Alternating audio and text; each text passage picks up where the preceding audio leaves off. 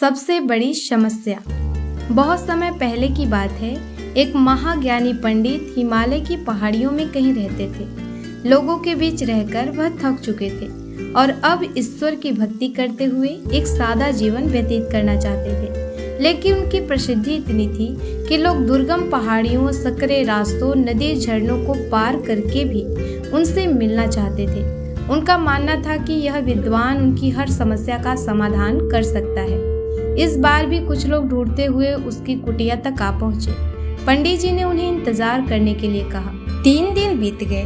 अब और भी कई लोग वहां पहुंच गए। जब लोगों के लिए जगह कम पड़ने लगी, तब पंडित जी बोले, आज मैं आप सभी के प्रश्नों का उत्तर दूंगा, पर आपको वचन देना होगा कि यहाँ से जाने के बाद आप किसी और से इस स्थान के बारे में नहीं बताएंगे, ताकि आज के बाद मैं एकांत में रहकर अपनी साधना कर सकूं। चलिए अपनी अपनी समस्याएं बताइए।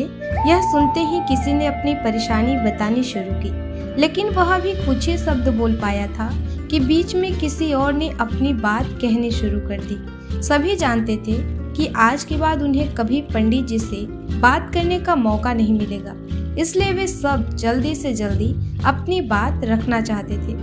कुछ ही देर में वहां का दृश्य मछली बाजार जैसा हो गया और अंततः पंडित जी को चीखकर बोलना पड़ा, कृपया शांत हो जाइए, अपनी अपनी समस्या एक पर्चे में लिखकर मुझे दीजिए। सभी ने अपनी अपनी समस्याएं लिखकर आगे बढ़ा दी। पंडित जी ने सारे पर्चे लिए और उन्हें एक टोकरी में डालकर मिला दिया और बोले, इस टोकरी को एक दूसरे को पास कीजिए। हर व्यक्ति एक पर्ची उठाएगा और उसे पढ़ेगा। उसके बाद उसे निर्णय लेना होगा कि क्या वो अपनी समस्या को इस समस्या से बदलना चाहता है। हर व्यक्ति एक पर्चा उठाता, उसे पढ़ता और सहम सा जाता। एक एक करके सभी ने पर्चियां देख ली, पर कोई भी अपनी समस्या के बदले किसी और की समस्या लेने को तैयार नहीं हुआ। सबका यही सोचना था कि उनकी अपनी समस्या चाहे कितनी ही बड़ी क्यों न हो, बाकी लोगों की समस्या जितनी गंभीर नहीं है।